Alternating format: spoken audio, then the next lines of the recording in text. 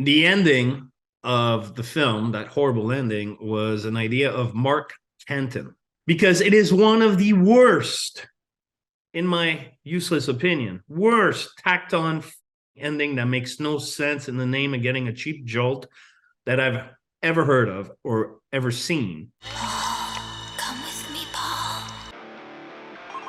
What's your favorite scary movie? Swallow this. Hi, everybody. Welcome back to another episode of the Arrow in the Head show.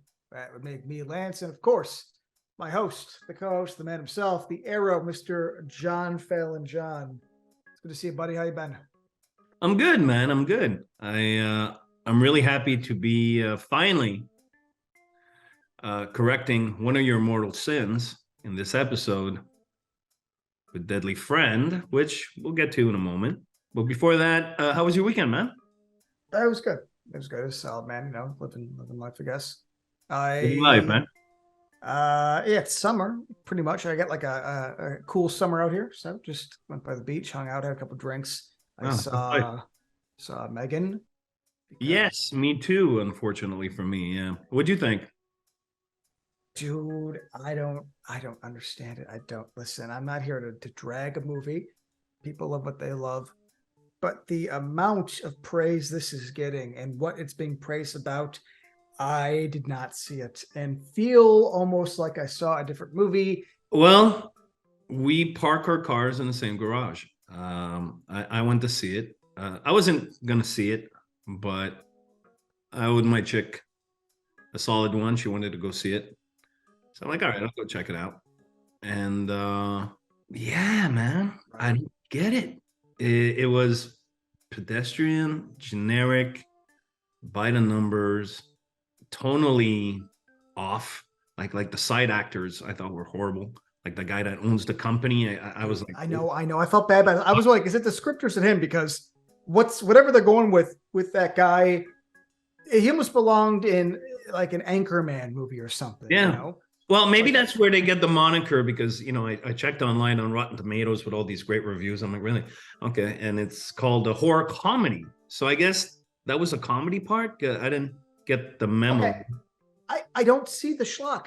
I really don't, because it's actually kind of a boring thriller. Right? I mean, there's a few humorous moments. It does have that sort of like ad-lib humor at times, but that doesn't make it a comedy. I mean, unless you see something I didn't, and I know that you didn't. I didn't see shit. That's the problem, man. I saw what the Child's Play remake, which got so much fucking heat and flack from horror fans. Yes. Because, in my opinion, it was a Child's Play remake. But I saw that movie do pretty much the same thing as Megan, but better. 100%. Clever.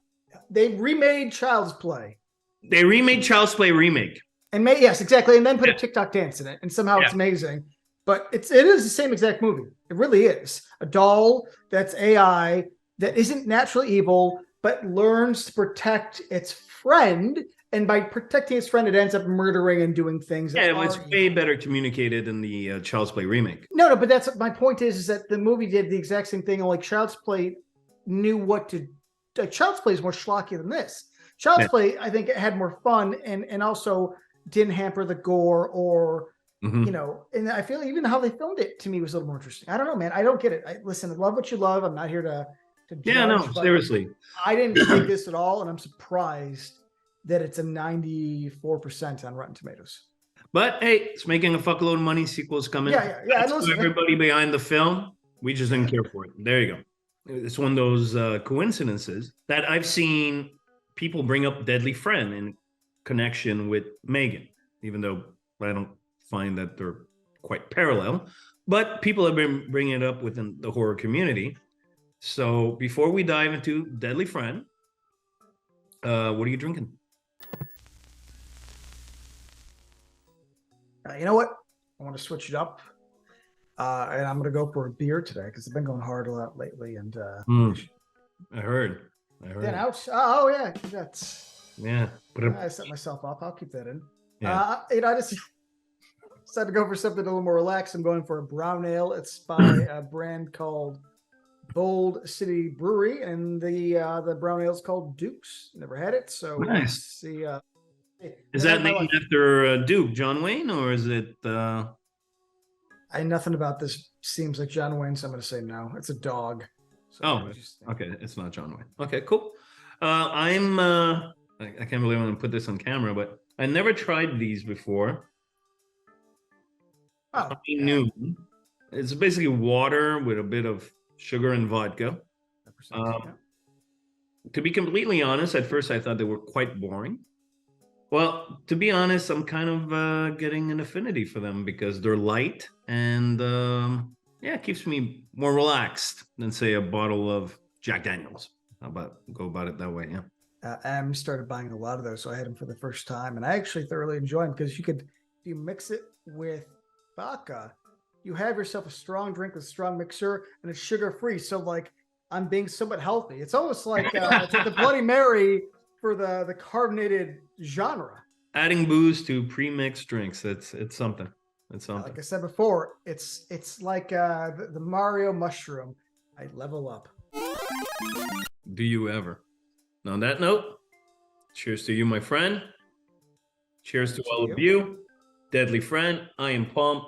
Hello, my friends! Hey! Lance, you had never seen Wes Craven's 1986 Deadly Friend. You saw it for the first time with virgin eyes. Yes. What'd you think? Like any good recipe article, I'm going to start with my life and so the recipe. So for those who maybe have not have known this, but an early episode John and I did, probably one of our first, or at least early-ish.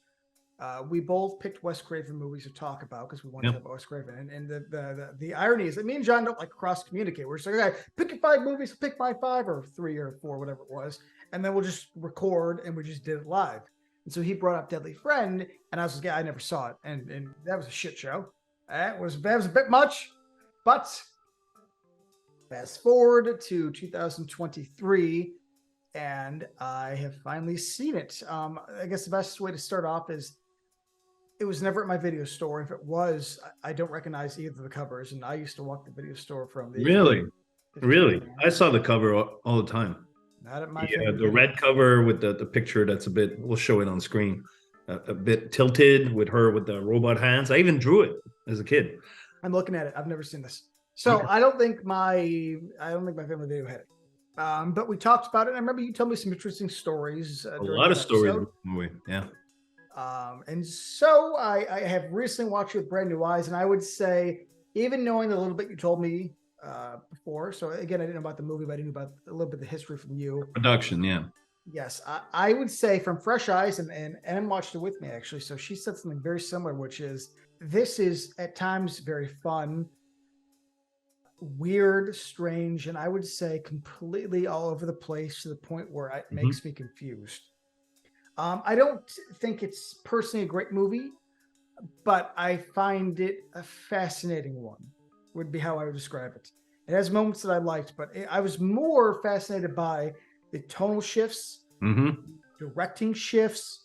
I mean, it really, I wrote down, this is important. So I was like, how would I describe this to somebody? And I said, the beauty is I keep adding on. So I thought it was going to be like, this meets this, but it's this meets, and it's like this whole sentence. So it's Radio Flyer meets ET, meets Reanimator, meets Evolver. But also it's a Spielberg movie about a kid and his cute little robot. I don't know if you know, or you guys and dolls know. Initially, well, it's based on a novel called Friend by Diane, you know us with names, Henstel. A novel which I have read, which is actually pretty good. The leads are younger. The basic storyline is fairly the same, but it's much more of a coming of age. It's PG-13 tops. And that's what Wes Craven signed on for. Well, let me ask so. In the book, does the girl end up killing people or no? Yes. But not in a graphically. Okay. Not like with a basketball and somebody's blowing up, throw mama from the train's head off. So this is more of Mice and Men kind of killing, where it's like it's a killing, but it's not. It's actually, I don't know, like I said, I don't know if you know the history, but Wes Craven's first cut of the movie was a PG movie, PG or PG-13 movie. Yeah, he made it. He made a different movie. Yes. He wanted to, Chris Margettis of the Manson Brothers, and I will ignore him as I always do.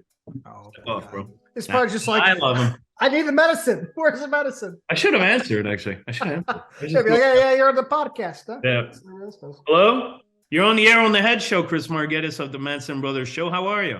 We're good. You get all shy? Come on. Wait. Fantastic. I forgot you were taping. I'm sorry. Yes, I'm taping, man. Anything? All right. What are you wearing, by the way? There's nothing. Just like a pocket. Why? No, I mean pants. Are you wearing? Oh, yeah, sure. Olive green joggers. Okay. Oh, nice. Green Nice. joggers. Are you going commando or are you playing it safe today? Let's just put it this way. I'm not a huge fan of underwear, so Commando. Awesome. Well, thank you for sharing that with Lance and I, and of course our listeners. I appreciate it. I'll give you a call afterwards. All right. We love you too. We'll have you on soon. Don't worry about it. So it's a PG movie. Craven did his first cut. They had a test screening. The audiences in test screening were horror fans, Nightmare on Elm Street fans, or whatever the fuck. And the screening tanked. And I don't remember the order of things, if it was after the screening or before the screening, but at a certain point, one of the many producers, and that was a problem they had on the film, it was Wes Craven's first studio picture, and he had like 6 or 7 producers or some shit.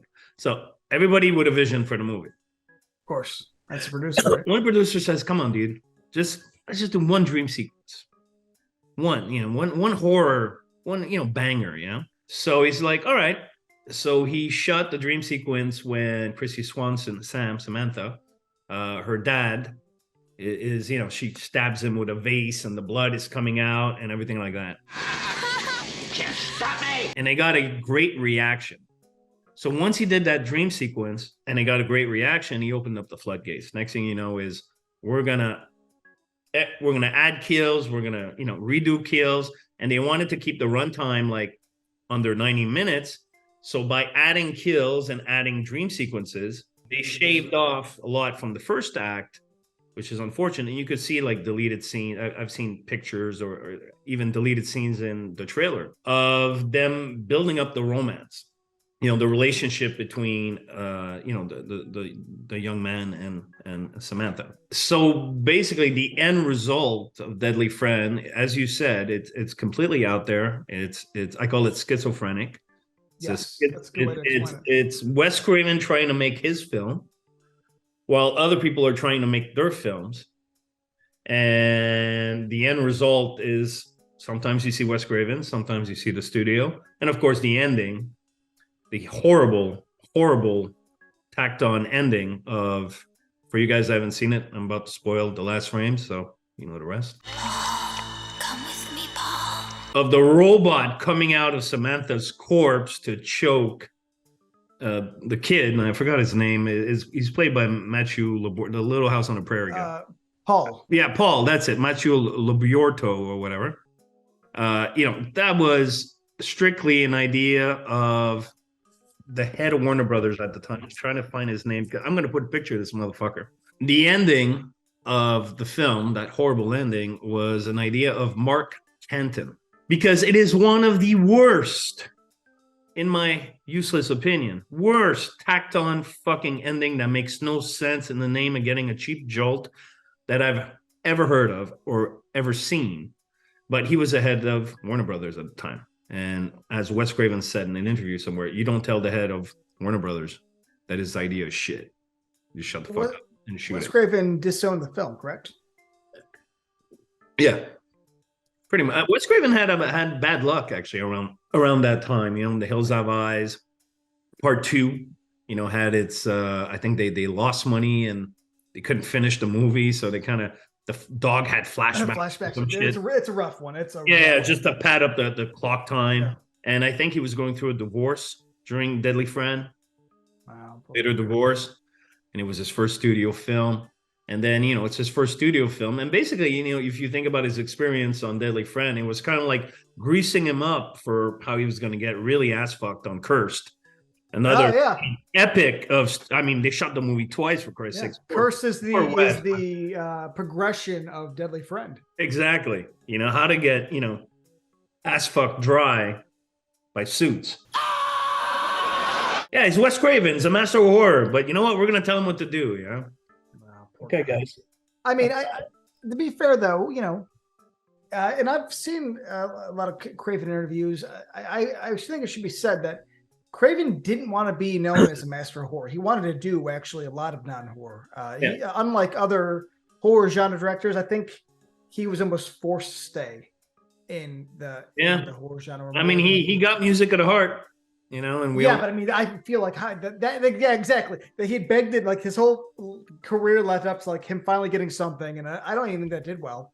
No, it didn't. Yeah, so it's like because I heard the names like Wes Craven's real small on the poster. Yeah. He's the other Toby Hooper, or Toby Hooper, I guess is whatever, however you want to cross that. I mean, they'll get out and that we're always pulled back in.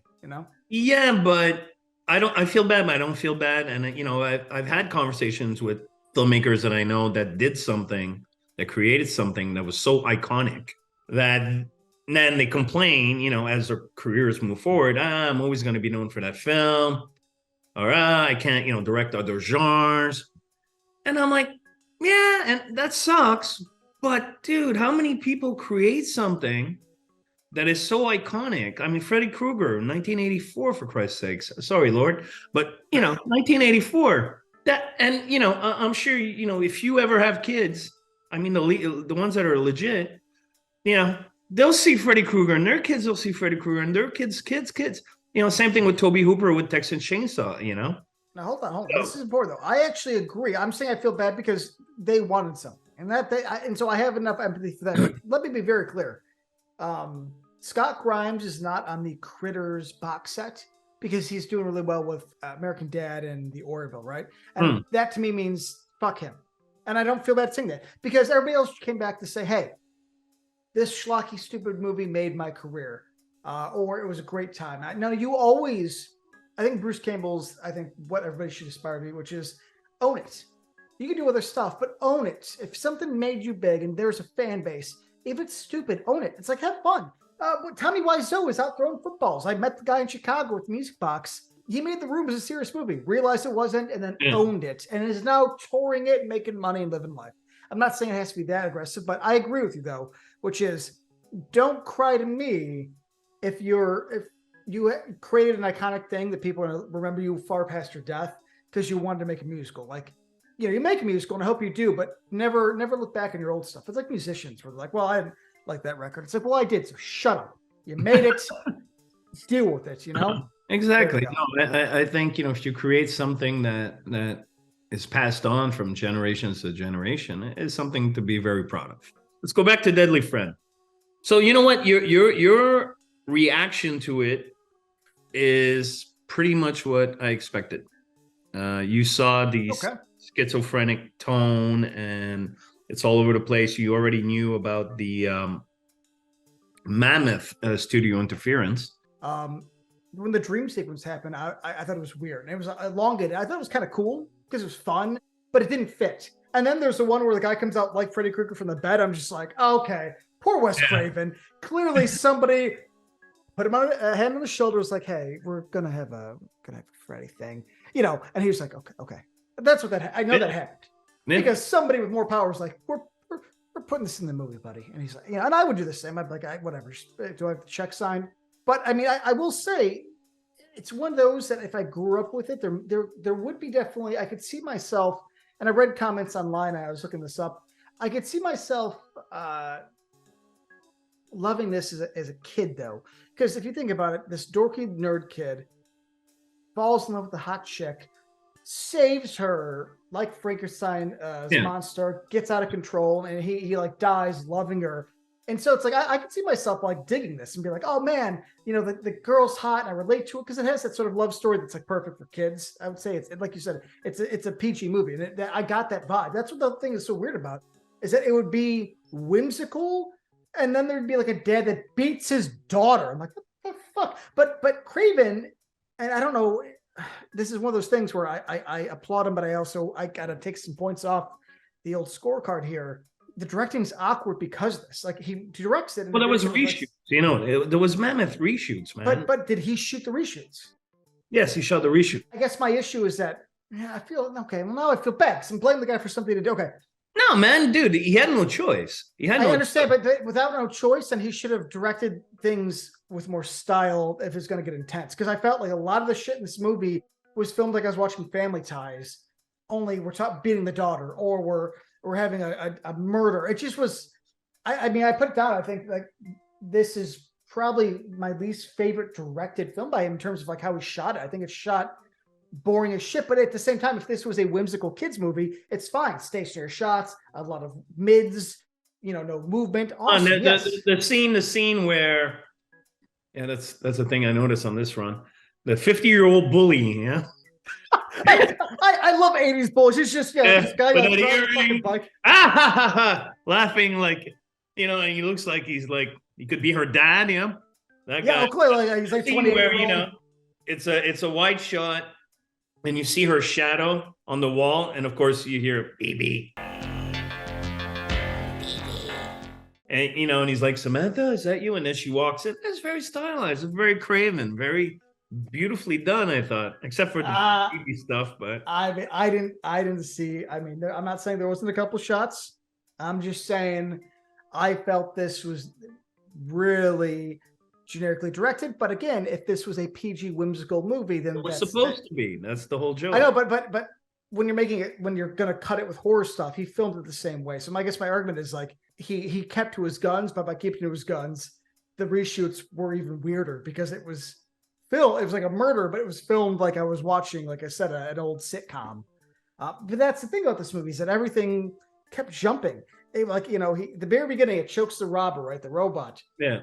And then let's go. Then all of a sudden, it's like it's this like high little score thing, and the mother and the son get in the car and like, oh, baby, you okay? There you go, buddy. And they drive off, and I was like, oh, that's super like cute. And he gets the neighborhood. He meets Chrissy Swanson and the Tom, the weird friend. I needed a beatdown, man. I got to be honest. Like, maybe it's just because we live in a treasured time, but I felt like, was there like some like undertext I was getting? You're just like, hey man, how you doing? God, you're going that way. Hopefully, I see. I know, but I mean, like, how often do you stop and see like kids or like other dudes like, hey, what's going on, man? How you been? Love to see you at school. He's like, you a 10th grader too? The heavens open every time she smiles. He's like, I'm in a fucking program, man. He goes, oh man, you see what you want to see, bro. I never picked that up. No gay undertones between the two, but whatever. I mean, I'm just saying. So I'm just saying, but those parts were very just free and like coming of age kind of shit. But then there's stuff that's weird where like the kid's like, oh, did you meet Kirsty Swanson and Samantha, right? The Tom guy's like, the Matthew guy's like, no, is anybody our age? And the Tom kid says something like, I forget how it happens, but he mentions Samantha, and Tom's like, did you notice her giant tits? And Paul's like, yeah, man. I was like, what the fuck? Where did this come out of? It doesn't fit. That's like so awkward. Shoot in. I like rewind. I was like, wait, did they talk about her tits? Great tits. You're telling me. Because like up until this point, it was like the little arpeggio music. It's like, it's like, hey, you see her tits? Yeah, great tits. What? No, touche. No, I'll agree on that. It was a bit. This whole movie. So, but again, I kind of appreciate it because it's so schizophrenic, as you said, that it's. I almost want to show this to other people that never see, like, dude, watch this. It literally keeps going, like, but everything that isn't whimsical is like super dark. The dad murders his daughter, beats her up. She's going around murdering people. The friend is losing his mind because of the murder. They drug his mom, but it's all done in this kind of fun way. But I'm like, So a lot of people, grew up in the 80s. They grew up with it, and they found it on VHS, so they have an affinity for it, like I do now at an older age. Which is fair. I have half my movies are like that, so I would never. And I think a lot of people also discovered it on TV, even maybe a bit older than when than its initial release. Hardcore horror fans like you and I I know they know the history. You know, people that know Wes Craven's body of work, they know that movie was, a studio shit show. And so I think it's a mix of everything. I think some people love it for what it is, and I think some people love it because they love Wes Craven. They grew up with the movie. They know the history of the movie, and it is a fascinating train wreck, if you will. Yes, It's a great way. fascinating train wreck. I personally was very disappointed when the Scream Factory Blu-ray came out and there wasn't Craven's original cut. Oh, I see. I didn't really look into it. I just know they came out Yeah. because I saw the cover. Because his original cut, like you could see, like for example, if you look at the trailer for the movie, they have a scene of the throw mama from the train chick, the old Elvira something. Yeah. Yeah. where she slammed through a door. That was the original kill. And there's a bunch of little things like that in the trailer, and also, like I said before, pictures, of Samantha and Paul and BB having a picnic together, stuff like that. So I would love to see Wes Craven's original cut because he finished the film. He finished his cut. So And each was a PG-13 tops, macabre love story, if you will. hold on. Is have you looked into it? Is it like Event Horizon where it's an assault mine and got destroyed? I think that's what happened. Yeah, because there's been a reason. Okay. It's funny because Warner Brothers did the same thing with Cobra, Stallone's Cobra, 1986 as well, which was a 2-hour movie, very violent, and they just trimmed the living shit out of it, reshot it. It did some reshoots, not to the degree of Deadly Friend, and packaged it into an 85-minute movie. And they did the same thing with Deadly Friend. Cobra, Scream Factory also put it out. They didn't have the long-awaited by many Cobra fans director's cut or original cut, first cut, if you will. So I personally think it's gonzo, like Event Horizon. I don't think if Scream Factory couldn't find it, nobody will. There's nobody I trust more than Scream Factory because I know they tried because they delayed Event Horizon like 3 times to look more for the footage. So I trust them. So I agree with you. If they didn't put it out, then it's not going to be put out by Arrow or Vinegar Syndrome. You know what I'm saying? Yeah. I do know this. I will say this. There are 2 cuts of Deadly Friend that I know of. So I have 2 DVDs of Deadly Friend. There was one DVD which, when the film got submitted for theatrical release, it had to go through the MPAA, and of course the MPAA, the Motion Pictures Assholes of America, had them cut down some of the gore moments, and that was one release on VHS, and then there was another release under the Twisted Terror Collection, which is the cut before the MPAA made them cut it for the initial release. You understand? So what's the Shout Factory release? I'm assuming the Shout Factory release is the Twisted Terror Dingo cut. The Scream Factory Shout Factory release doesn't have any deleted scenes. So that was also for me an indication that they couldn't get a hold of the original footage. Totally, it's all over the place, but every time it's somewhere, it's interesting. Like I said, it's the BB reminds me of like ET, and that makes sense. And then the dad whole thing, I'm like, is this Radio Flyer? This is Beat Your Kid. Christy Swanson is, she was 16 at the time I read it, which is crazy. And you could tell it's like everything. She was one actually. That one of the highlights. Easy, John highlight, but it was cool. She was pretty much in that movie my first crush. Yeah, of course. Real crush. And I've read that from people, and that makes complete sense. And I tweeted her about it when I used to have a personal Twitter account, which I deleted because I think Twitter is not a good place. But I tweeted, I'm like, you were my first crush on that. And she responded, which I thought was cool. I took a screen grab of it, and I looked through my hard drives to find it, but I couldn't find it. So you'll have to trust the story, bro. But that was cool. She was one of my first crushes. The movie, for me, everything Craven was trying to do. Look, for me, I love the movie, and love is a strong word, but the movie's in my heart, so I guess I love it, right? You're allowed to love things that are flawed because that's exactly your life. Exactly. I love it because of nostalgia. Like I said, Christy Swanson, my first crush. I fell in love with Sam when I saw the film. I read the book because of the film. I became really fascinated with the production history of the film. And watching it again recently, it totally reconfirmed why the film has stuck with me for all these years. is what Wes Craven was trying to do is what got me. The teenage romance, the obviously Mary Shelley's Frankenstein homage, the ET-ish vibe, like in the book, she has to learn how to walk again. There's all kinds of stuff in the book that's not in the film, where really her like becoming whole again, quote unquote, the process obviously much longer in the book. Here it's rushed in the movie. I would kill to see Wes Craven's cut because I'm pretty sure I'll love the shit out of it, because the reason I love the movie is what I could see Craven trying to do while a bunch of apes in suits are not letting him do it.